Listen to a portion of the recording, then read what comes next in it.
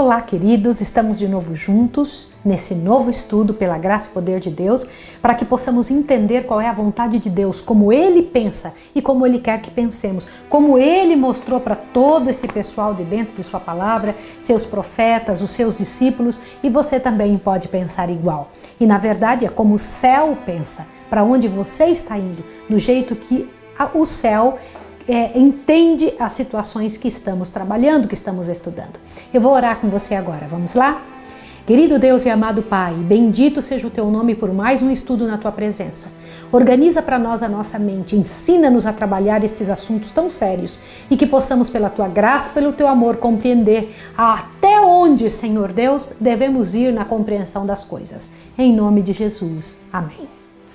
Queridos, nós já estudamos até agora que o homem foi criado por Deus, vindo vida do próprio Deus, e ele não tem vida em si mesmo. Que o homem é mortal, a alma é mortal. Você já viu esse texto dizendo que a alma é mortal? Nunca viu? Abra sua Bíblia no livro de Ezequiel, capítulo 20. Vamos lá, vamos juntos para poder estudar a respeito disso. Livro de Ezequiel, vamos juntos? Eu quero que você abra. E ao estudar esse texto agora, você vai compreender uma coisa interessante. As pessoas dizem assim, não, Maísa, mas a alma é imortal. Vamos então comigo para Ezequiel. Ezequiel capítulo 18, onde o Senhor Deus, na sua misericórdia, nos explica se a alma é mortal ou imortal. Pegue a sua Bíblia, por favor, e dê uma olhadinha, por favor. Ezequiel, que é Apocalipse? Ezequiel 18, verso 4, diz assim: pois todas as almas são minha, como a alma do Pai, também a alma do Filho é minha. A alma que pecar, essa morrerá. A alma morre? Sim, certamente. A alma morre. O que é alma? Alma é o resultado entre o fôlego de vida mais o pó da terra. Quando esta pessoa, que é uma pessoa, morre, o que acontece com ela? Ela não volta para o céu, não fica viva, morre. Quem disse que alguma coisa ficaria viva depois que a pessoa tinha morrido foi Satanás. Satanás disse isso a Eva. Ele falou, olha, quando vocês pecarem, vocês não vão morrer. Certamente não morrereis, ele disse. Essa é uma ideia satânica, não divina. Mas vamos dar uma olhadinha nos textos de hoje para entendermos esse estado intermediário, o destino do transgressor, tá? Vamos ver. Para quem são reservados o céu e a terra que agora existem? Segundo Pedro 3:7, diz assim, olha: mas os céus e a terra que existem agora, pela mesma palavra, têm sido guardados para o fogo, sendo reservados para o dia do juízo e da perdição de muitos homens ímpios. Entendeu isso? Agora, esta terra aqui, ela vai queimar. E quem que vai queimar dentro? Os ímpios. E nós estudamos no estudo passado que quando os ímpios tiverem sido exterminados pelo fogo, eles não restará deles nada. Não ficará uma parte sofrendo, não ficará louvando a Deus, não ficará angustiado em canto nenhum. Avante. Qual será o resultado do fogo deste último dia? Como é que vai ser? Segundo Pedro 3, 12, olha lá, e 10. Vamos ver o 12? Aguardando e desejando ardentemente a vinda do dia de Deus, em que os céus em fogo se dissolverão e os elementos ardendo se fundirão. O 10. Mas o dia do Senhor virá como um ladrão. Os céus passarão com grande estrondo e os elementos ardendo se desfarão. E a terra e as obras que nela há serão descobertas. Interessante. O que é que o Senhor Deus diz? Diz claramente que tudo aqui será queimado. Por meio de que, diz Cristo, será o seu reino purificado de pecado e pecadores? Vai ser purificado de que maneira? Olha bem, Mateus 13, vai lá de novo para o livro de Mateus, capítulo 13, verso 41 e 42, é onde o Senhor Deus nos dá essa informação aqui.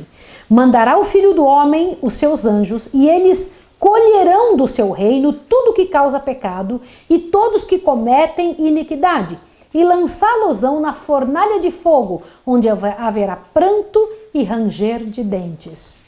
Que fornalha de fogo é essa? O Senhor Deus fará com que esse planeta todinho se queime.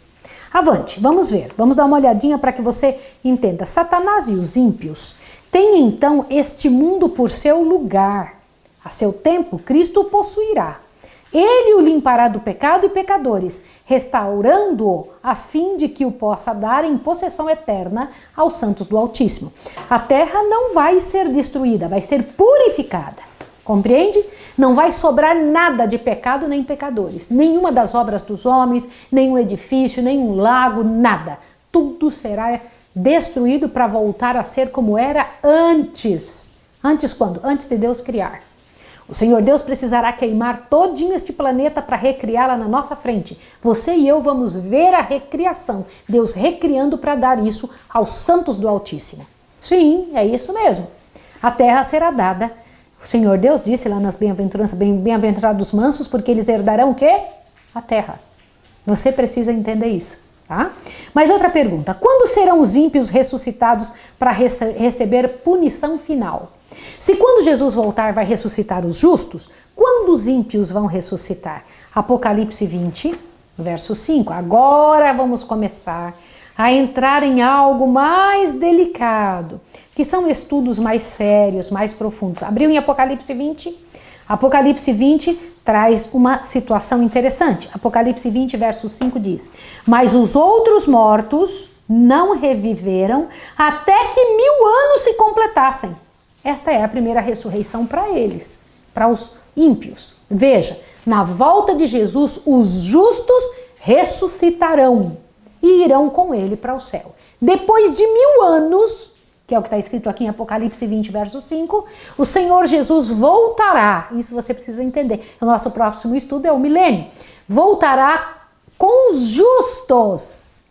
E então aqueles que foram ressuscitados na volta de Jesus, na próxima volta de Jesus, que é a nossa bem-aventurada esperança, e então ao voltar, Jesus virá com essas pessoas, e então ressuscitará os ímpios, e os ímpios então nesta hora receberão o resultado de seus próprios trabalhos.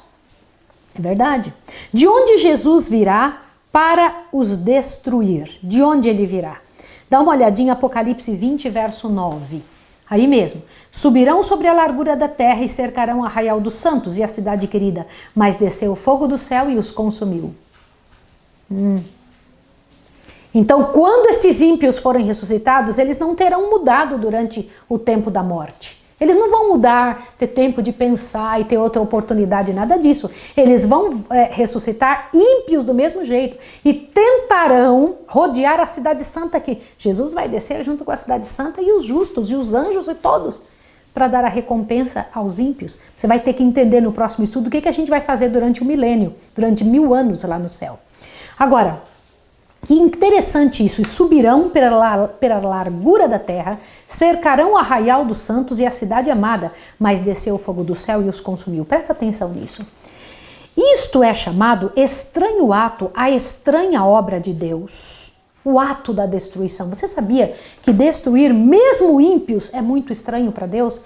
Deus não fez ninguém para ser destruído. É por isso que ele está lutando tanto conosco. Tantas vezes Deus está pedindo para os seus servos fazerem estudos bíblicos. Por isso que eu também estou fazendo esses estudos bíblicos. Na intenção de que você e eu e toda a terra comece a pensar sobre o que o Senhor Deus pediu para nós. Eu vou continuar lendo aqui para que você veja que grandioso. Isaías 28, 21 diz que é um estranho ato, o ato de Deus de destruir. Mas, por este meio, o meio de destruir, Deus de uma vez para sempre limpará o universo do pecado e de seus tristes resultados. A própria morte terá então fim. Veja, quando Deus disse que o salário do pecado é a morte, ele não disse assim que o salário do pecado é ficar a vida toda sendo queimado num lago de fogo. Jesus disse que o salário do pecado é a morte. Até nisso se vê a misericórdia de Deus. Porque o Senhor Deus quer então cuidar que uma pessoa não fique sofrendo pelo resto da vida. Então veja, o Senhor Deus em sua misericórdia nunca permitirá que passe uma eternidade uma pessoa queimando num fogo, alguém que pecou durante 40 anos e morreu. Alguém que pecou durante 80 anos e morreu. Imagine isso. Isso é coisa muito séria. Deus não é assim, este não é o Deus. Essa doutrina do inferno é a doutrina mais satânica que pode existir. E eu vou explicar para vocês numa série chamada Textos Difíceis, por que em alguns textos da Bíblia parece que está se falando de um local onde as pessoas ficam torrando para sempre. Isso não existe. Agora, este fogo que vai acontecer vai reduzir os ímpios a quê? Essa parte é importantíssima. Malaquias. Malaquias é antes de Mateus, lembra? O último livro do Velho Testamento. Malaquias, corre lá para que você veja. Abre a sua Bíblia em Malaquias, capítulo 4. Vamos ver o que diz aqui. Malaquias 4, verso 3, diz assim: pisareis os ímpios, porque se farão cinza debaixo da planta dos vossos pés, naquele dia que preparei, diz o Senhor dos Exércitos. Como? Isso mesmo. Os ímpios virarão cinza. O correto que Deus explica é isso. Deus não disse que os ímpios ficariam queimando para sempre. Ele disse que então eles virarão cinzas debaixo dos nossos pés naquele dia que Deus preparou. Olha bem, os ímpios deverão ser completamente destruídos, consumidos em fumaça, reduzidos a cinza.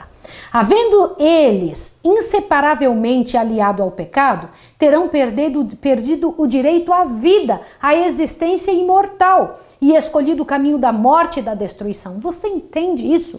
Que vida eterna, o céu não é para quem viveu errado. Para estas pessoas, elas morrerão, serão como se nunca tivessem existido. Perderão a vida eterna, entendeu? Além de terem vivido uma vida miserável aqui, porque toda vida nessa terra é uma vida de miséria. Avante, observe mais essa consideração. Por isso são comparados à pragana, à moinha, aos espinhos, etc. Sua destruição não significará uma perda. Eles próprios terão perdido sua oportunidade de alcançar vida eterna. Mas, pela maneira em que usaram seu tempo de graça, provaram-se serem dignos dela. Sua destruição será, em realidade, um ato de amor e misericórdia por parte de Deus. Olha o que eu estou te falando. Porque perpetuar-lhes a vida só seria perpetuar o pecado, a tristeza, o sofrimento e a miséria. É verdade. Se Deus continuar permitindo que uma pessoa viva quando ela não quer viver o que Deus pede, só vai perpetuar a miséria, só vai perpetuar a desgraça, só vai perpetuar a dor. Entende o que eu estou lhe dizendo? Imagina uma pessoa que diz, eu quero roubar para o resto da vida. Deus dando vida para essa pessoa, ela vai fazer o quê? Não, eu quero matar, eu não quero respeitar ninguém, eu quero estuprar pessoas. Meu Deus, é isso, algumas pessoas vão chegar a essa conclusão. Elas querem fazer isso mesmo, elas não querem mudar de vida. Qual é o resultado disso? Elas terão que morrer, mas só quem pode fazer isso é Deus. Deus sabe quando não tem mais chance para uma vida, só Deus sabe, seres humanos não sabem. Avante, ó. Embora terrível como possa ser esse juízo, em consequência dele nada de valor se perderá. Nada do que se perder será digno de salvar-se. Estará finda a experiência do pecado e cumprir-se-á o plano divino original de povoar a terra como a raça de seres santos e felizes. Isso está em São Pedro 3,13. O Senhor Deus, o desejo dele é que a terra seja povoada de seres santos, de seres bondosos, de seres cuidadosos, de seres amorosos e que não causem dano uns aos outros. Esse é o desejo de Deus para você e para sua família. Olha o verso 3,13 de 2 Pedro. Mas nós, segundo a sua promessa, aguardamos novos céus e nova terra, nos quais habita a justiça. Entendeu isso? Louvado seja o nome de Deus. Como é chamada a destruição final dos ímpios? Apocalipse 20, verso 14. Vamos entender como é que é chamada a a destruição final dos ímpios? Apocalipse 20, 14 diz assim, olhe bem. Então a morte e o inferno foram lançados no lago de fogo. Esta é a segunda morte. Lembra, alguns vão morrer, mas vão ressuscitar para morrer de novo. Receber a recompensa de suas atitudes. É isso mesmo. No próximo estudo você vai entender melhor sobre isso. O que aparecerá depois do dia dessa queima? O que vai aparecer? Segundo Pedro 3,13, olha lá, que foi o que a gente acabou de ler. Eu acho isso tão bonito, eu acho isso tão especial. Segundo Pedro 3,13, e é nisso que eu tenho aguardado meu coração. Diz assim o Senhor, mas nós, segundo a sua promessa, aguardamos novos céus e nova terra, nos quais habita a justiça. Bendito seja o nome de Deus. Onde estarão então os justos durante esse tempo? Aonde eles vão estar? Mateus 13, 43. Mateus, quando você fala no livro de Mateus, você sabe que muitas dessas coisas foi Jesus que falou. Mateus 13, verso 43 diz assim, eu vou ler para você agora, diz assim, então os justos resplandecerão como o sol no reino de seu Pai. Quem tem ouvidos para ouvir, ouça. O reino do Pai, o reino de Jesus, né? As três últimas perguntas vai dizer, que promessa do Salvador se cumprirá então? Está escrito em Mateus 5,5. Olha o que Deus disse. Lembra que eu comentei com você uma das partes do que Jesus disse? 5,5. Bem-aventurados mansos, porque eles herdarão o quê? A terra. Entendeu isso? Quem que vai herdar a terra? Os mansos. Outro comentário a respeito disso, o Salmo 37,11, que eu acho muito bonito também. Amo o Salmo 37. Olha o que diz o Salmo 37, verso 11, diz assim. Olha o que diz. Mas os mansos herdarão a terra e se deleitarão na abundância de paz. Ai, louvado seja o nome do Senhor. Agora, o verso 29 também, do próprio Salmo 37 diz, os justos herdarão a terra e habitarão nela para sempre. Bonito, né? Salmo 37, verso 29. Agora, Isaías 65, 17. Olha que bonito qual é a promessa de Deus para nós. Isaías 60, eu sei que você está falando aleluia, glória a Deus. 65, verso 17 diz assim, vede, eu crio novos céus e nova terra. Não haverá lembrança das coisas passadas, nem mais delas se recordarão. Não vamos recordar mais com tristeza. Um dia você vai entender o que significa isso. E mais um pouquinho. O verso 25 também aqui diz assim, o lobo e o cordeiro apacentarão juntos, o leão comerá palha com o boi, mas o pó será a comida da serpente. Não fará mal nem dano algum em todo o meu santo monte, diz o Senhor. Não haverá dano algum, não haverá. Você fala, mas a serpente, nem ela vai fazer dano algum. Combinado? Jesus disse, não fará um mal nem dano algum em todo o meu santo monte, diz o Senhor. Amém. E o último texto, Daniel 7:18, aonde o Senhor Deus, na sua misericordiosa bondade, nos mostra o que vai acontecer com quem seguir o que ele pede. Daniel 7, verso 18. Logo nós vamos estudar o livro de Daniel, tá? Daniel 7, verso 18 diz assim, mas os santos do Altíssimo receberão o reino e possuirão o reino para todo sempre, de eternidade em eternidade. Eu tenho um irmão, Molinaron, que ele comenta assim, ó. Olha só o que ele fala, que nós vamos então nos encontrar por aí pela eternidade. Eu vou dizer, Molinaron, lembra de tal coisa? Ele vai dizer, Maísa, isso não foi na 15ª eternidade, foi na 50ª, ele vai dizer que muitas eternidades vamos passar juntos. Entendeu isso? De eternidade em eternidade. Agora, veja, que universal cântico de louvor será entoado então por todos? Apocalipse 5, verso 13. Vamos ver o que é que vamos cantar depois que for exterminado o pecado, depois que não existir mais nenhuma pessoa em sofrimento, depois que acaba. O Senhor Deus diz, enxugará dos olhos toda lágrima e a morte já não existirá. Que coisa linda! Mas então haverá um cântico no coração de todos. Qual é esse? Apocalipse 5, 13 diz assim, então ouvi a toda criatura que está no céu e na terra e debaixo da terra e no mar e todas as coisas que nele há dizerem, ao que está sentado sobre o trono e ao Cordeiro seja o louvor e a honra e a glória para todos sempre. Amém. Ouviu o que você vai dizer? Se você se entregar completamente ao Senhor, viverá em moradas de paz, gozará da alegria de um mundo sem pecado e poderá dizer com todo o fervor do seu coração, ao que está sentado sobre o trono e ao Cordeiro seja o louvor e a honra e a glória e o poder para todo sempre. Amém. Espere o próximo estudo. No próximo estudo vamos estudar o milênio. O que é isso? O que vai acontecer com os justos quando forem para o céu com Jesus? Daqui uns dias, Jesus vem, virá buscar os seus, ressuscitará alguns e levará os que estiverem vivos. Mas então o que vai acontecer lá durante 1000 anos? Porque só depois de 1000 anos que ele vai ressuscitar os ímpios. O que vai acontecer então? Quero orar com você. Querido Deus e amado Pai, obrigada, bendito seja o teu nome, porque o Senhor vai resolver e restaurar as misérias que causamos aqui. Te peço que nos abençoe e nos fortaleça na graça e na misericórdia de Jesus, nosso Redentor. Em nome dele rogamos e agradecemos. Amém. Deus abençoe você. Até o próximo estudo.